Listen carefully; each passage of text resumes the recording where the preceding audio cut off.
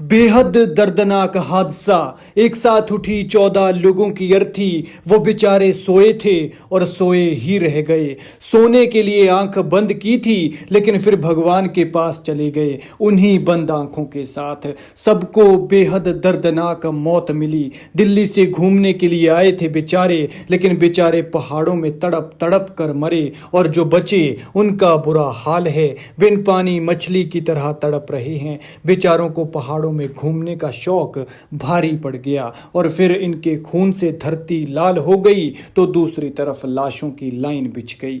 26 सवारों से भरी हुई थी गाड़ी और फिर खड़ी पहाड़ी से उड़ती हुई नीचे गिरी और फिर करीब 750 फीट नीचे जाकर नदी में गिर गई। सभी लोग पलटती हुई गाड़ी के साथ नीचे नदी में चले गए और फिर वो लोग जो सोए थे वो सोए ही रह गए और अंतिम धाम के लिए रुखसत हो गए।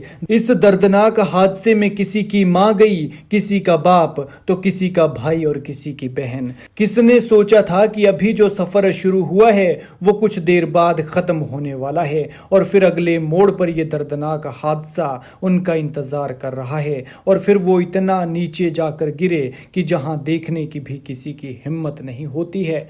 हादसे के बाद इस गाड़ी का हाल देखिए, कबाड़ बन चुकी है। पता लगाना मुश्किल है कि आखिर ये गाड़ी कौन सी है। शायद कबाड़ी की दुकान पर पड़ा कबाड़ भी इससे अच्छी कंडीशन में होता है। तो सोचिए उन 26 लोगों का बेचारों का क्या हुआ होगा। जो 26 लोग बीच में सवार थे उनका क्या हाल हुआ होगा। कुछ तो घुट घुट कर ही मर गए होंगे।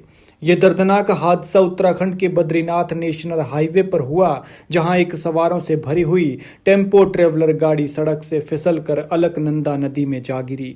गाड़ी में 26 लोग सवार थे और इन 26 लोगों में 14 की मौत हो चुकी है, यानी आधे से ज्यादा अब तक स्वर्ग सिधार चुके हैं और बाकी घायल हैं।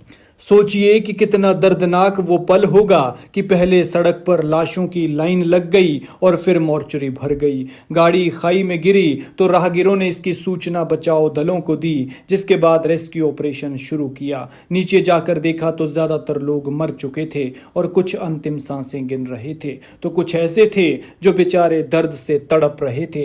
किसी की टांग टूट चुकी थी तो किसी का हाथ पैर, तो किसी को मल्टीपल चोटें आई थी और फिर इन्हें नदी से निकालने वालों की भी सांसें फूल गई। सबसे पहले घायलों को बाहर निकाला गया ताकि उन्हें समय पर इलाज दिलाया जा सके। बताया जा रहा है कि वाहन चालक को वाहन चलाते हुए झपकी आ गई थी, जिस कारण वो गाड़ी से नियंत्रण खो बैठा और गाड़ी खाई में गिर गई। हादसा आज यानी शनिवार सुबह करीब 11:30 बजे हुआ है।